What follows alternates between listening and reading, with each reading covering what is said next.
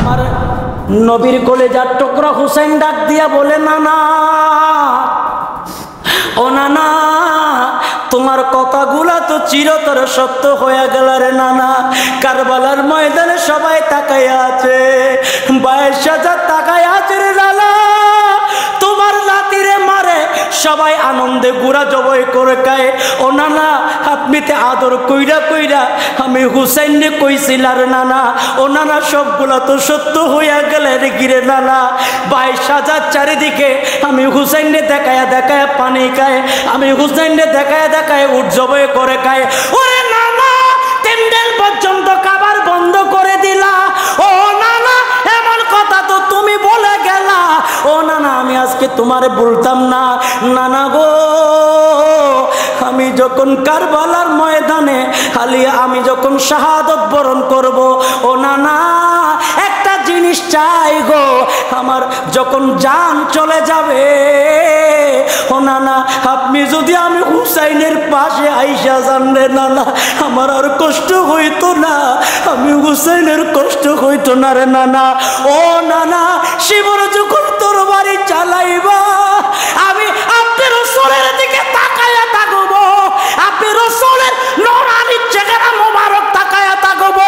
আমার গলার মধ্যে তরবারি চালাইবা, আমার গলার মধ্যে 150 তরবারি চালাইলেও আমি ইমামে হুসাইনের কবর হবে না। আমি হুসাইন, আপনি নবীর দিকে তাকায়া থাকবো। আমার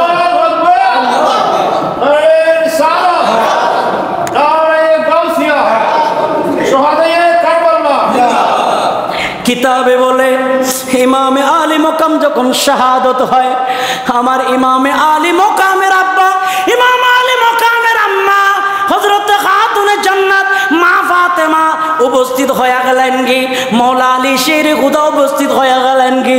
আমার নবী রহমাতাল লিল আলামিন শহীদ তো কাতালাল হুসাইনে আনফা। ও নাতি, আদরের ভিতরে তুমি বড় আমার আদরের ছিলা।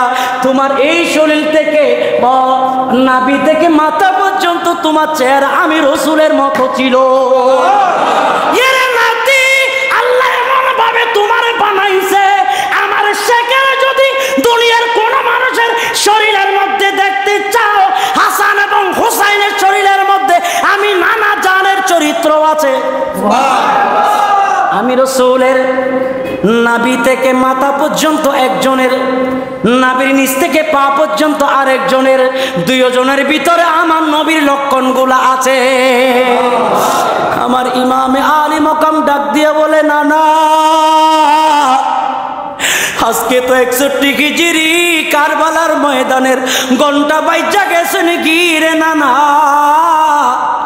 মওলা আলীর মাথার পাগড়ি লইয়া আমি গুড়ার মধ্যে উঠিয়া গেলেন কি, আমি উঠিয়া গেছেন কি। ওরে নানা, আপনি একটু নজরটা দিও। আখিরে সালাম লো ওহে নানা জান, তোমার হোসানে যায় কারবালার। বলেন না ভাই, আখিরে সালাম লো ওহে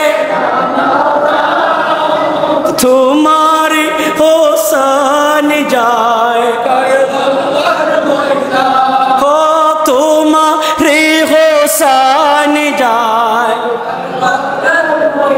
না জান, আমি গোড়ার মধ্যে উঠতে গেছুন কি, কিন্তু নানা জান জুলজানা যেই গুড়া দিয়ে আমার আলী মকাম কারবালার ময়দানে যাইবা, আর হযরতে